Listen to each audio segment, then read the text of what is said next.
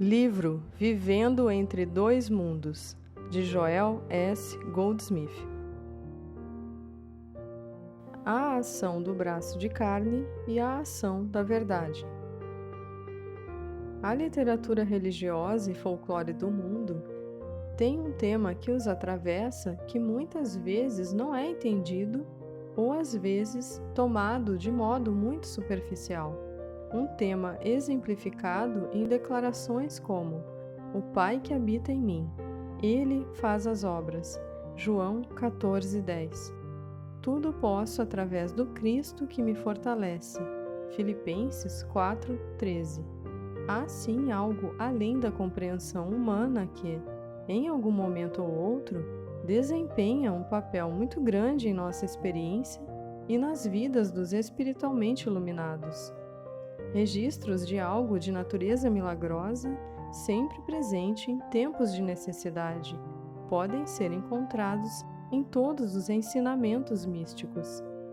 Eventualmente, ensinamentos religiosos foram concebidos oferecendo não só a promessa de algo divino, mas também de outra presença, o diabo, Satanás, o mal, o anjo da morte, para que houvesse boas influências na vida daqueles que foram corretos e bons, e más influências na experiência daqueles que entregaram-se ao mal.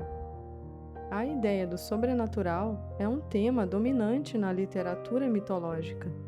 Na mitologia do Havaí, encontramos os Menehumes, que estão sempre fazendo alguma coisa boa que os seres humanos não podem fazer por si mesmos.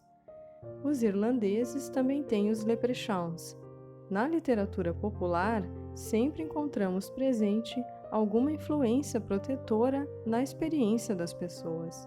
Na ópera Parsifal, todo o elenco de personagens criados por Richard Wagner exemplificam o despertar da alma. A história gira em torno do desenvolvimento espiritual de 3 homens.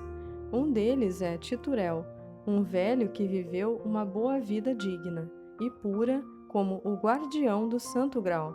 Ele fez o seu trabalho nobremente, protegeu o Graal de roubo e dano, e quando ele se aposentou, seu filho, Amfortas, sucedeu-o. Mas o filho não era tão consciencioso como seu pai, nem ele era tão puro.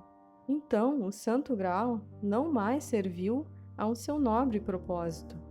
Amfortas envolveu-se com Kandri, uma mulher de moral questionável, e foi atraído por más companhias, indo de uma situação lamentável a outra, até que o poder dado a ele como guardião do Graal foi tomado pelo seu adversário, o malvado Klingsor. E Amfortas, então, sofre de uma ferida que não cura. Nesta situação, vem o puro Parsifal, que restitui a todas as tentações e foi capaz de revelar o místico Santo Graal mais uma vez para os cavaleiros. Isto é um resumo breve e inadequado do tema principal. Pode parecer que Parsifal, Titurel e Amfortas são todos personagens importantes e diferentes neste drama musical. Mas o que Wagner quer nos dizer é que há apenas um personagem em toda a sua ópera. Apenas um homem. Aquele homem, Titurel, em seu estado original de pureza, é a incorporação das qualidades de bondade, pureza e inteireza, mas ele também incorporou dentro de si a potencialidade de cair de seu estado puro para o estado humano comum, de uma mistura de bem e mal. Sua queda da graça manifesta-se como seu próprio filho Amfortas, que, com suas qualidades do mal, é apenas uma outra faceta da própria natureza de Titurel. Parsifal, por outro lado, representa o retorno ao homem em estado puro de filiação divina. Na Bíblia, esta mesma metamorfose é representado como o primeiro Adão no Jardim do Éden, e depois o Adão que foi expulso do Jardim do Éden porque não manteve sua pureza. Além disso, nesta alegoria, Adão tinha 2 filhos, Caim e Abel, que personificaram as qualidades de bem e do mal inerentes ao homem. A luta deles é a velha e típica luta pela qual todo ser humano passa em seu caminho de volta para a casa do Pai. Mas há apenas um personagem, Adão. O primeiro Adão e o último Adão são o mesmo Adão em diferentes estados de consciência. Esse é também o significado da história do filho pródigo, filho de um rei que vagou por conta própria, afundou-se nas mais baixas profundezas e, em seguida, em um momento de despertar, volta para a casa do Pai. Nossa consciência manifesta-se exteriormente como nosso mundo.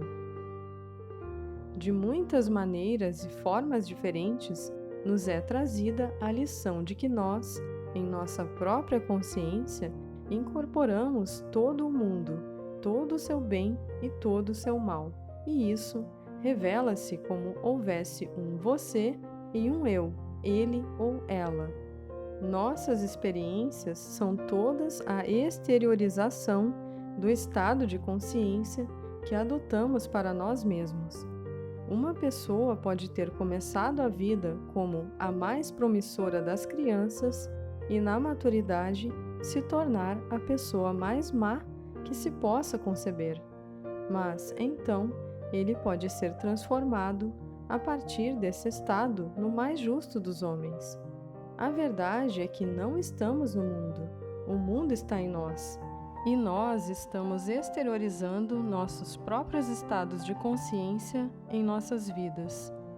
Nós incorporamos em nós mesmos o anjo, o Menehune, o Cristo, o Espírito de Deus, mas nós também incorporamos dentro de nós mesmos o anjo da morte, as formas de superstição, ignorância e medo. Jesus estava por sua própria conta, sozinho, quando, de repente, o diabo apareceu diante dele. Essa foi a aparência, mas não havia nenhum diabo lá. O diabo era o que estava sendo projetado fora do seu estado de consciência. Ele não estava sendo tentado de fora, ele estava sendo tentado por dentro. Testemunhemos um estado atual disso. De possivelmente 100 mil contadores de bancos neste país, provavelmente apenas 5 deles são tentados pelo dinheiro em frente a eles, enquanto para nenhum dos restantes esse dinheiro sequer desperta qualquer sugestão de tentação.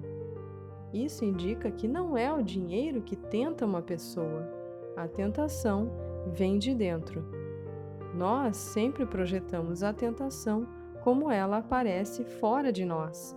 E então dizemos, ele me tentou, ela tentou. Mas, quando você alcança a maturidade espiritual, você percebe como isso é sem sentido. Nenhuma coisa e ninguém tem o poder de tentar qualquer um de nós, exceto na medida em que essas tentações sejam facetas de nossa fraqueza. Ninguém realmente tem domínio sobre sua própria vida até que chegue ao entendimento da verdade de que ele abraça tudo o que ele é dentro de sua própria consciência, para então externalizar em sua experiência. Ninguém pode encontrar nada em qualquer lugar que ele já não o traga. Se ele quer encontrar amor, ele deve trazer amor. Se ele quer encontrar amizade, ele deve trazer amizade. E se ele quer encontrar honestidade, ele deve trazer honestidade. Estas qualidades não podem ser encontradas em qualquer lugar, elas não estão no ar. Quaisquer que sejam as qualidades, elas devem ser encontradas na consciência, na sua e na minha. E como isso é verdade quanto ao sucesso? Algumas pessoas levantam-se às 6 horas da manhã e começam cedo, a fim de estar no trabalho, a fim de alcançar sucesso. Outros esperam até 8 ou 9 horas. Mas, se uma pessoa se levanta às 6 ou se ele se levanta às 9, há nada fora dele para fazê-la levantar-se a qualquer momento. ela está sendo solicitada de dentro.